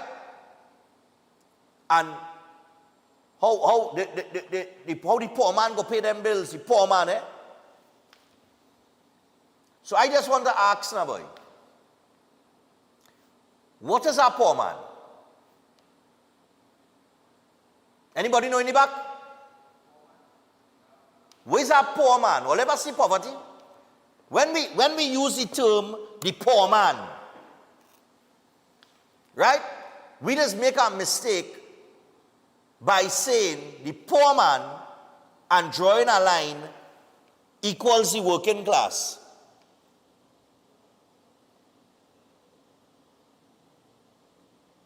Well, stop me when I'm making sense, eh?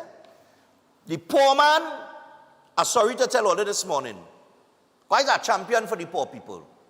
Right? I just do my part. I mightn't be able to do it in the capacity that I want to do it, but whatever I could do, I just do. I am a giver. My father was a giver. I's a giver. I just have it in my blood. My grandmother and them was givers. Marjorie and Stella. Givers. So I like to give. So I understand. But when I hear people calling into radio stations and talking about the poor man, I want to know, what is the poor man?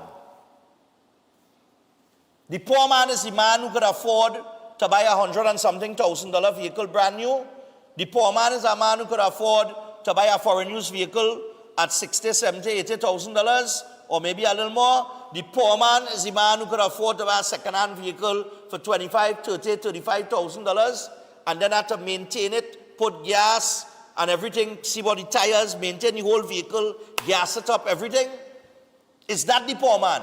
Because you all are gravely mistaken on what a poor man is. A poor man, to start with, cannot afford a vehicle. Let me be clear on that. But it's always about the poor man and the poor man go take. I hear in our lyrics everywhere. And I sit down and I ask myself for the last few days, Stefan, where's a poor man? Boy? A poor man can afford a vehicle, boy.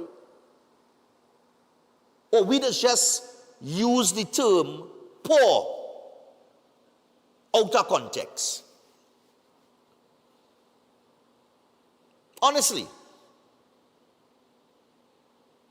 You buy a vehicle like that. Obviously, that vehicle that you have bought, that is what, a 3-ton or a 2-ton? That look like a 2-ton or a 3-ton? Because remember, it was a 3-ton vehicle that slipped down a hill and killed a little boy, eh? Let me don't forget that happened there. Right? Slide down a hill. Most likely because it was overloaded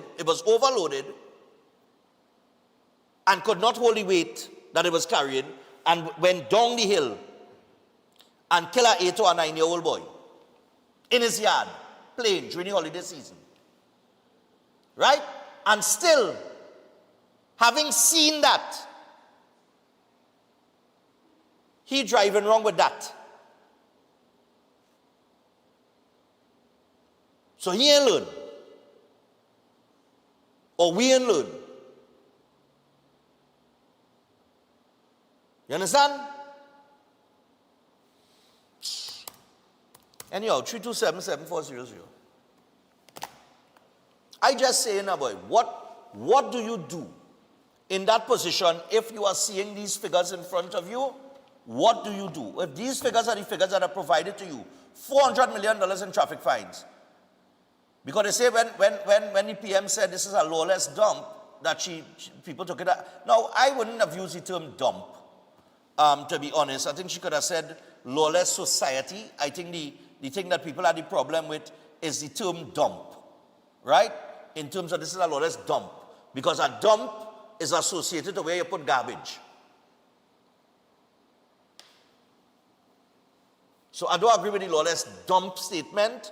It could have been, she could have said lawless society, lawless population, lawless country.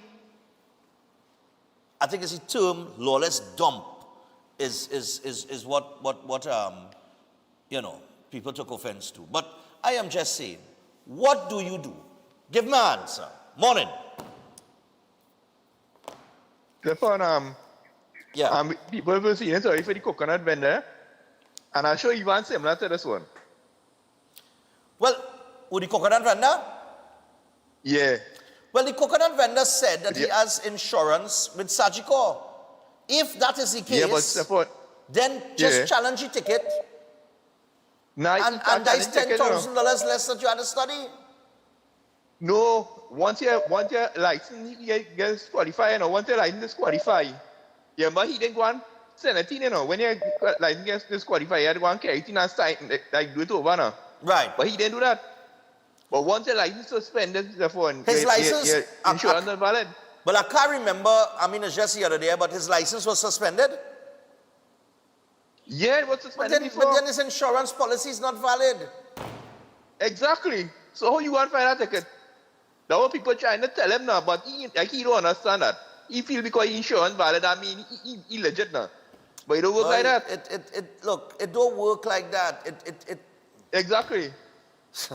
All right. I'd have plenty people driving around you and they don't know what's going on. No? Well, all of that too. All right. Yeah, brother. Yeah, man. No, I'm just saying we have to be.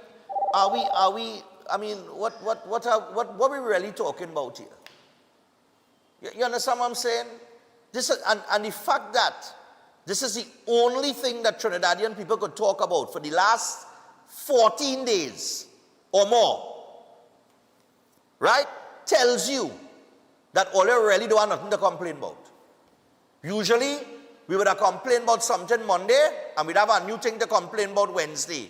And then we'd have next thing to complain about on Friday. And then by Sunday and Saturday, coming Monday, we'd have a different thing to talk about. And then that's how it was going.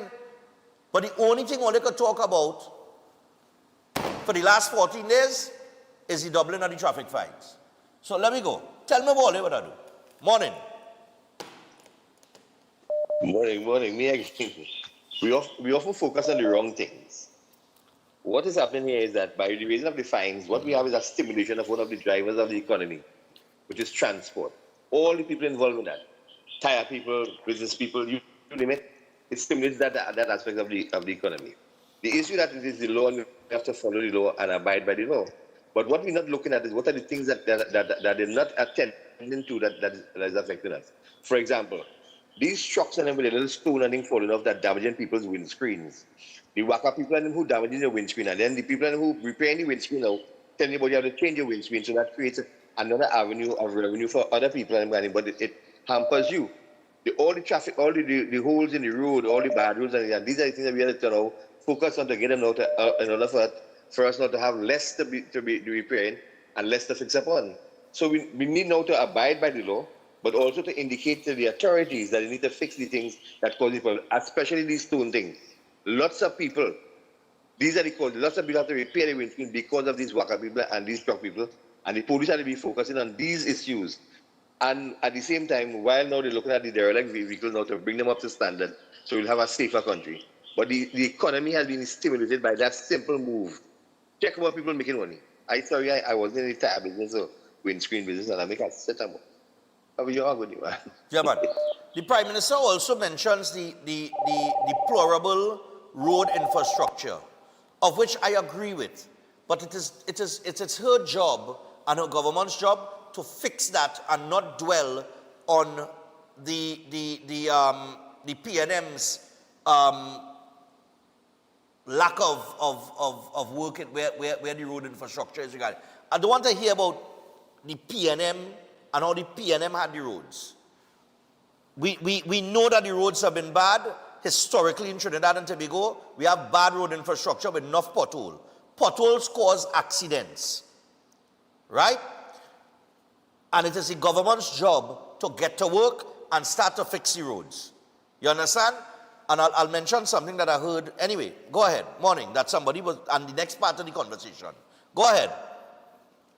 Tell me, but I would really like to know, what would you do given those figures? What position would you take? What direction would you take? What plan would you chart out to get a hold of the situation on the roads? Go ahead, caller. Morning, Mr. Stefan. Yeah, brother. Morning, Mr. Stefan. Yeah. So the people, I like your analogy when it comes to poverty and who is poor, because I would ask the same question, because the individuals who do, I'm sure more than 100,000 people use public transport. And then the cheapest transport is the PTSC bus. And those buses are always full. So those are people who I would consider poor. As I say, a poor person cannot maintain a vehicle, cannot own a vehicle. They cannot go to the bank and get a loan to buy a vehicle. Because buying a vehicle and maintaining a vehicle is two different things. That's right. Okay? People don't understand that.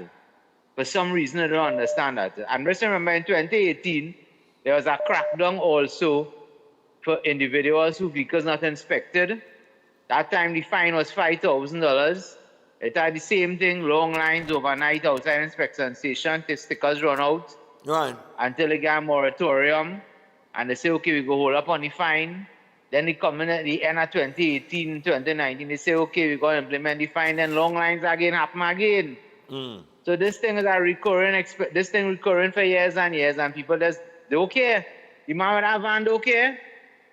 He transporting something, and our back tire, front tire blow out, and he jumped the median and, God forbid, kill somebody next side of the road. He don't care. Yeah. The only people only care about themselves. That is all. You ask a question, I want to ask a question now. The 400 or 500 million in fine, where that money does go?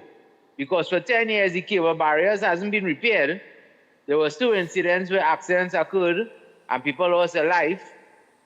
Right? because the last administration say it's too expensive to fix. So I want to know Right. the cost of a human being. Right? Yeah. What is Okay. my value? My value is, okay, my value is just a vote. That's my value. Yeah. Okay. Have a good morning. That's a good question. Where does the money go? Does it go to repairing road infrastructure?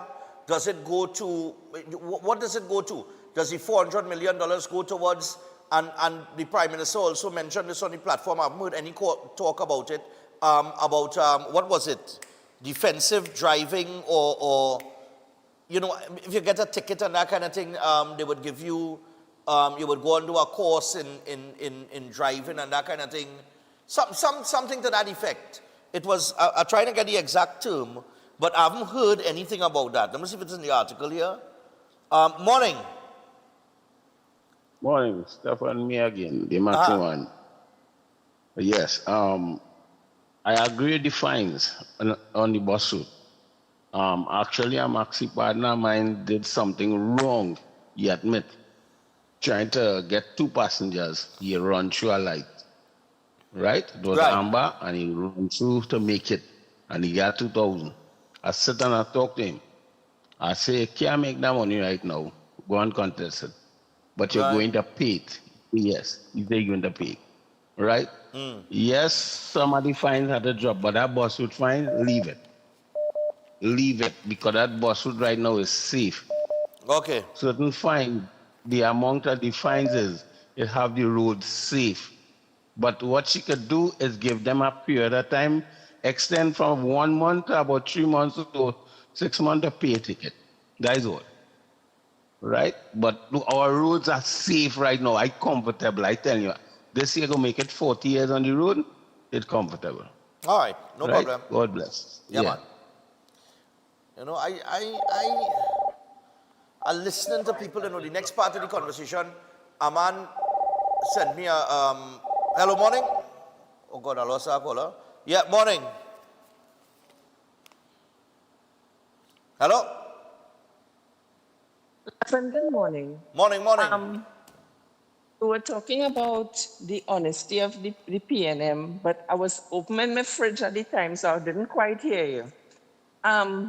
The other thing is, somebody called earlier and talked about Michaela Pandey should form a party or something along that he was going along. But isn't she a PNM?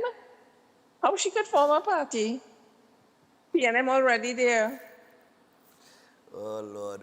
Well, I don't know what she is, but I don't know if she's, I don't know. I can't say. No, I know. You can't say, but I could say that's what she is. Anyway, with the traffic fines, that van that you're showing on your TV now. Yeah. Look at the tint. You see how dark that tint is? Yeah, but He the don't have money to director put was on pointing that out. Yeah. Yeah, he don't have money to put on a hazard light, but he have a dark tint, and that tint look new. Yeah. Listen, if it were me, I would leave the fines because, listen, people, you want to tell me you don't know your headlight not working, you don't know you don't have, if they stop you and you have one light on the car that's not supposed to be there, you're getting X amount of days to fix it. You don't know you have lights that's not supposed to be there? You don't know that you don't have license for 5 passengers or 10 passengers written on your car? You don't know that? I think the fines should be tripled. And that is my opinion. It should be tripled. And Michaela Pandey is a PNM. Okay, goodbye. I go on. All right, no problem. All right, I gotta go to a break. We'll come back from the break. We'll go back to the phone line, see if we can squeeze a few calls before we get out of here. Or I might highlight I was supposed to highlight this thing in the Carnival Village, you know, the John Cupid. But stay tuned. We'll be back after this.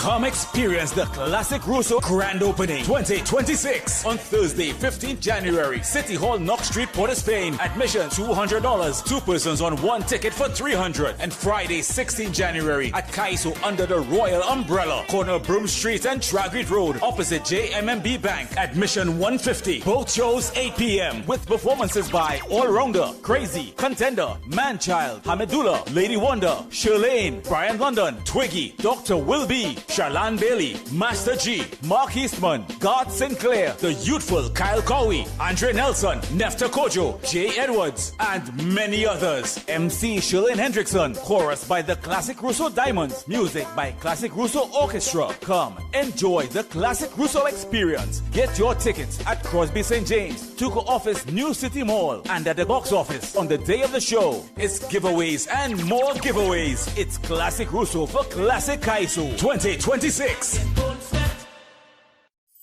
Ostomy care is a unique and intimate condition that can seem challenging for individuals afflicted by it. At Better Life Ostomy Care, they understand and offer a wide range of products and services that will allow ostomates to lead a better life. From colostomy and urostomy pouches, paste and powders, antibacterial wipes, Brava strips, deodorants, gloves, gauze, bed liners, and much, much more. They also have RN care available for ostomy home care with affordable starter packages. No need to look for nurse or supply. Everything is just a phone call away. Better Life Ostomy Care is located at number 4 Mosque Street, Caroni. You can call them at 308-6709 or 472-5878 or visit their website at www.betterlifeostomycareTT.com to find out more about their offerings. You can also write to them at betterlifeostomycarettt@gmail.com or find them on Facebook. Better Life Ostomy Care, servicing ostomates with a better quality of life. Welcome to Caribbean Tourist Villa, your home away from home in the heart of Port of Spain. With over 25 years of trusted hospitality, Caribbean Tourist Villa has been a reliable choice for both business professionals and vacationers. Our guest rooms are thoughtfully equipped with all the essentials for a relaxing and productive stay, and our tranquil pool area is perfect for relaxation after a busy day. We've created the ideal space for you to relax, recharge, and enjoy. Give us a call to book your stay today. Concerned about the safety and security of your property? Then look no further. At Electromatic Gate Systems, they specialize in fabrication of gates, fencing, and much more. They also provide remote control access for sliding and swing gates and garage doors for residential, commercial, and industrial use. Have a design in mind? They can fabricate and motorize it into reality. Why choose them? They supply Italian-made motors backed by 10 years warranty, and you can ask about their lifetime warranty packages. Electromatic Gate Systems remains the sole authorized distributor for ProfoundNet throughout the Caribbean. Don't compromise your security. Contact them today at 333-GATE. That is 333-4283. Find them on Google, Facebook, Instagram, and TikTok, or visit their website at www.electromaticgates.com. Their team is standing by to assist. Air conditioning problems? Then look no further. A&K Air Conditioning Supplies offers you an easy solution for all your automotive, commercial, and domestic air conditioning needs. With 2 convenient locations to serve you, A&K Air Conditioning Supplies offers you an extensive range of parts and services, including pressure test kits, refrigerator parts, front and rear evaporators for maxi taxis. They also cater for both foreign and local automobile models like Kia, Hyundai, Honda, Nissan, and more. So pay them a visit today at either of their 2 locations. Number 36 Alfonso Street, Sangre Grande. Phone 784-2707 or 386-5700. And number 133 corner Roland Street and Bonaventure Main Road, Gasparillo. Phone 312-2245 or 782-9720. Tired of the daily school run? Say hello to Open Minds Education, your 100% online school built for life in the Caribbean. From preschool to secondary, they've got your child covered. Anytime, anywhere. No traffic, no textbooks, no hidden fees. Just smart, flexible learning with real teachers who care. It takes a village to raise a child, and Open Minds, they are that village. Learn today, lead tomorrow. Call or WhatsApp 868-388-6635 or visit openminds.education to register. Is your life stuck in the same struggles again and again? Pandith Bhargav helps remove negative energy, solve love problems, fix marriage disputes, clear financial stress, and stabilize job and business issues. With accurate psychic, palm, and horoscope readings, he guides you toward the right path. His powerful 30-minute session brings quick relief and clear direction. Take the first step today. Call +1 868 3472350. Welcome to Car City Trading, your #1 supply of brand new Korean auto parts. Come on down to lot number 78 Bamboo Settlement number 2 Valsain between the hours of 8 a.m. and 5 p.m. Monday to Friday and 8 a.m. to 2 p.m. on Saturday to get your Hyundai and Kia vehicular needs. Car City Trading has everything your vehicle needs, from a brand new head and blocks to engine parts, transmissions, suspension parts, body parts, electrical parts, braking system, AC system, even the smallest sensor and much more. WhatsApp us today at 704-2246 or call us at 645-2603 and let us be your car parts solution. Be sure to find us on Facebook, Instagram and TikTok and look out for our monthly deals and promotions. Car City Trading, quality products at unbeatable prices. Concerned about the safety and security of your property? Then look no further. At Electromatic Gate Systems, they specialize in fabrication of gates, fencing, and much more. They also provide remote control access for sliding and swing gates and garage doors for residential, commercial, and industrial use. Have a design in mind? They can fabricate and motorize it into reality. Why choose them? They supply Italian-made motors backed by 10 years warranty, and you can ask about their lifetime warranty packages. Electromatic Gate Systems remains the sole authorized distributor for ProfoundNet throughout the Caribbean. Don't compromise your security. Contact them today at 333-GATE, that is 333-4283. Find them on Google, Facebook, Instagram, and TikTok, or visit their website at www.electromaticgates.com. Their team is standing by to assist. If you're planning an event, make us your first option. At Reality of a Dream, we can make your event memorable. We can assist in planning your corporate functions, moderate gatherings, family occasions, christenings, and more. We also cater for weddings and other special occasions. Our newly renovated venue includes a majestic entryway, which takes you along a path to a fantastic indoor facility which can accommodate up to 80 dining guests. A recently completed, fully air-conditioned, beautifully designed wing, which maintains the theme and flow of Reality of a Dream, adds 30 extra seats for dining guests. In total, we can now seat a total of 110 dining guests. Come see for yourself the splendor that awaits you. Walk along the path and make your way to the breathtaking, well-maintained swimming pool and gazebo, and also the entire grounds of Reality of a Dream. We've also updated the Dream Suite, which comes with all modern conveniences, where guests can enjoy the feeling of an exquisite retreat overlooking the entire area. Reality of a Dream caters to professional events. We provide secured parking for guests, so call us at 332-6880 and ask for Harriet, located at number 15 Moses Avenue, San Juan. Reality of a Dream, making dreams come true every day.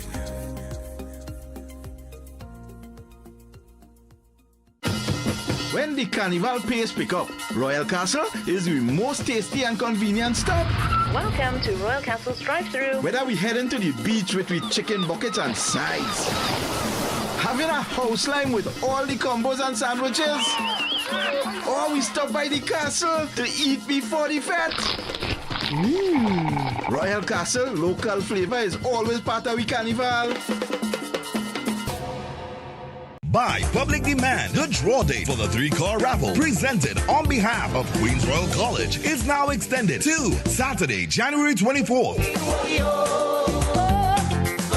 First prize is a luxurious, fully loaded Royal Ride Ford Ranger. New draw day, Saturday, January 24th. Tickets only $100. All tickets already purchased remain valid, and additional tickets at $100 are still available at IslandEtickets.com. Legends Sports Bar, Point Fortin, 6 Lickermont Bonds Road, Mileage Mac, Porter's Green and San Fernando, Pitt Street Market, Aripita Avenue, Mepco, Marval, Tony's Hardware, Belmont, Shane's Supermarket, Aruka, Hot Shop, Mukurapa Road, St. James Pharmacy, opposite the Police Barracks, Anderson Fashion, opposite City Gate, Icebox, Riverside Road, Durham, Tabity Discount Hardware, both outlets, Color Shop, Diggle Martin and St. James, Juma Supermarket, Valencia, MS Food City, Tebe, Mirage Supermarket, Pache Main Road. The deadline for ticket purchase is Monday, 19th January. Get your tickets now. Call the college at 622-1671 or the hotline at 491-1802.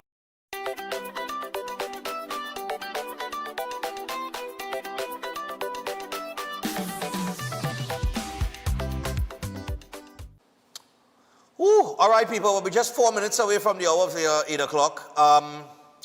So let me give you Eden Heights.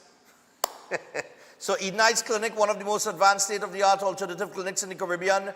And of course, they offer that dynamic combination of life-changing treatments. These include prolozone therapy, live blood analysis, limb bagging, colon hydrotherapy, weight loss programs, oxygen baths, and more. They also offer consultation services in live blood analysis, arthritis, sports injuries, supplements, detox programs, high blood pressure, and more. You could visit them at any one of their 2 locations in Trin City and Chaguanas, and you could give them a call on 640-8985 or 613-7571. You could also WhatsApp them on 493-9196. That's Eden Heights. All right. Unfortunately, I don't have time to dive into the other topic, but there is something going around, and it is not the cold. It was brought to my attention on Saturday, and I have the video from the people or the person who apparently is encouraging people to come and register for rent-to-own housing. Now, here's the problem. I am not saying it's a scam. I want to say that clear. I'm not saying it is a scam. I am just warning the public to be careful about things that are just too good to be true. Because in the video that I have with the person talking, apparently you're supposed to go, and people went to Chaguanas over the weekend, and there's another video with them in Valencia, and I'm just saying to people that you're living in I know people desperate, right? And in your desperation, you want to believe. And in your belief and your desperation and your emotion, logic and sense evades you. These people are promising a spacious 3-bedroom house for as low as $400 a month. And that is my first red flag there with them. I don't know how they're capable of doing that, because HDC is the lowest housing available, the state housing, and not even HDC. You could get a 3-bedroom house for $400 a month. Director, you know anywhere you can get a 3-bedroom house, a spacious 3-bedroom house for $400 a month? And I am seeing people lining up and filling out forms, and apparently how it works is that they have these little pop-ups, right, in different communities, and you fill out a form. I have the form on my phone. It was sent to me. On the form, you have to pay this membership fee of $100. But here's the next red flag for me. $100 for adults, $25 for children. Why do children need to be a member to join? This is the video I'm talking about here, the rent-to-own houses. No, I'm not saying they're running anything, you know. I'm just saying be careful. And if you're going to these people, because I've seen people end up in bad situations having bought into things that sounding too good to be true. We see it on social media every day. And I'm going to send this to the TTPS maybe, and they could inquire the legitimacy and that kind of thing. Make sure you know that the people that you are dealing with is legitimate, and make sure you know that whatever money they're asking you to pay, that just make sure I know the specifics. All right? Just make sure I know the specifics, because it just sounding a little too good to be true for me. And I'm seeing a lot of people going and paying this $100 membership fee, and I think you're supposed to renew it. Hold on.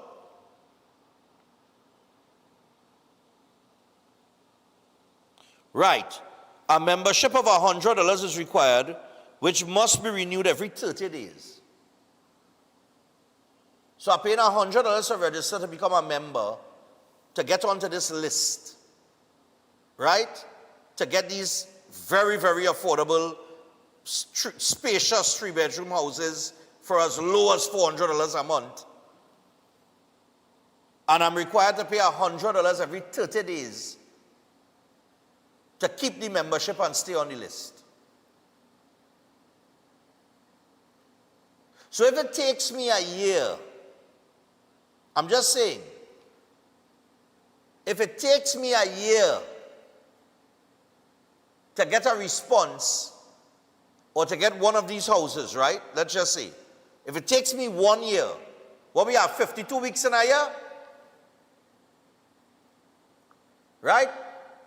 But anyhow, it's not weeks, it's every 30 days, so it's every month, right?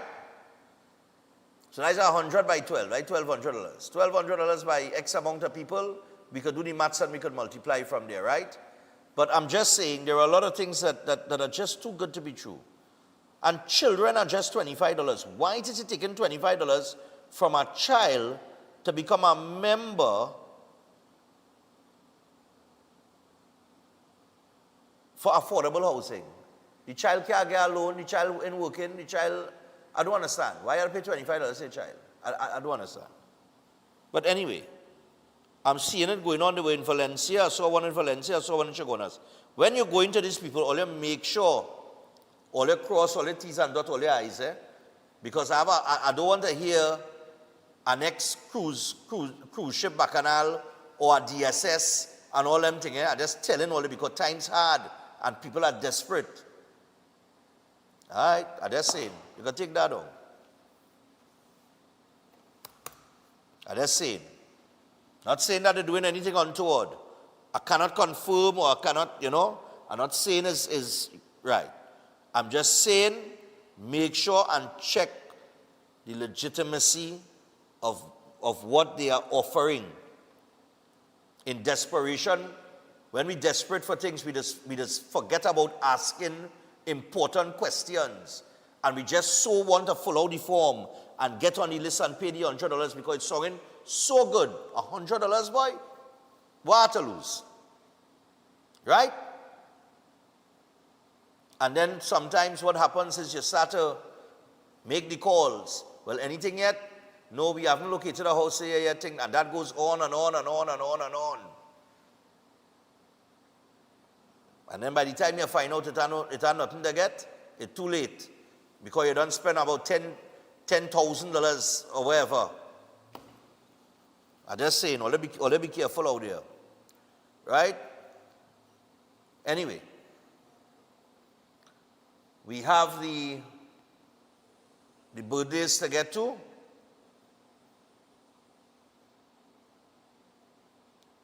So we're going to get to that now. How much we have? 4. Okay, that's good. 4 birthdays. Budo. All right, so sending birthday greetings to our grandmother, Salima, from all of her children and grandchildren and loving husband. May Allah bless,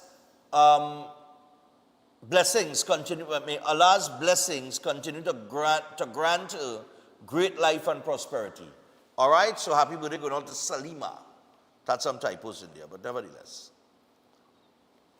Also, we would like to send happiest birthday wishes to husband Russell Sean Legal. He is celebrating his 60th birthday today. He's an avid viewer of Breaking Dawn and does not miss the show. This is coming from his wife, Camly, and children, Ronaldo and Daniela, wishing him all the best on his milestone birthday, especially good health and long life. All right? So, happy birthday going out to Russell Sean Legal. All right? And this coming from Camly. Also, happy 77th birthday to Kenny G. Hope you had a great day. And he celebrated his birthday on Sunday the 11th. All right? And this is coming down from, well, you know, from all of us. Whoever us is. Okay. Us knows themselves. And finally, happy birthday to Zaria, who will be celebrating her 10th birthday on January the 15th. That's 2 days from now, man. This is coming from her brother, Zafir, Auntie Shez, Uncle Shaz, and everyone at home. Zaria is excited to be a decade old. Nice man, Zaria. And director, we had one from yesterday, a 110-year-old lady. They sent it, I did it yesterday, but today's her birthday. Yeah, I remember that. You all know I don't remember things, but I remember that.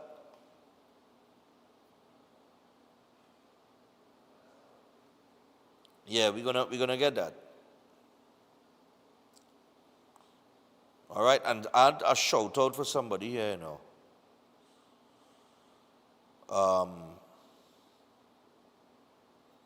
I sent a shout out in the chat, you know, boy.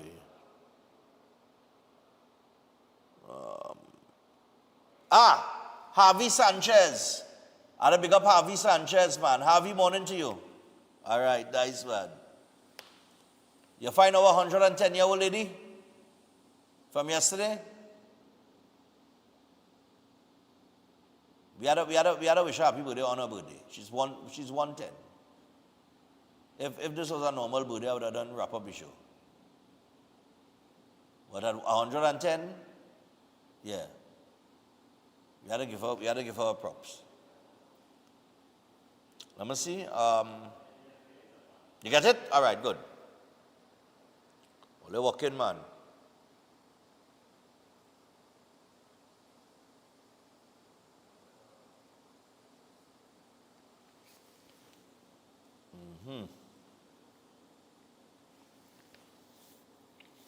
They're getting it here. And by next week, I'll have some news on Run Stefan Run. So you all remember we're getting ready for Run Stefan Run. We're in a very short carnival season. And, you know, we got to prepare ourselves. I need the email, though. Start now. Yeah, start for me because, yeah, I don't have it in front of me. Yeah. Right. Lovely. I have it here.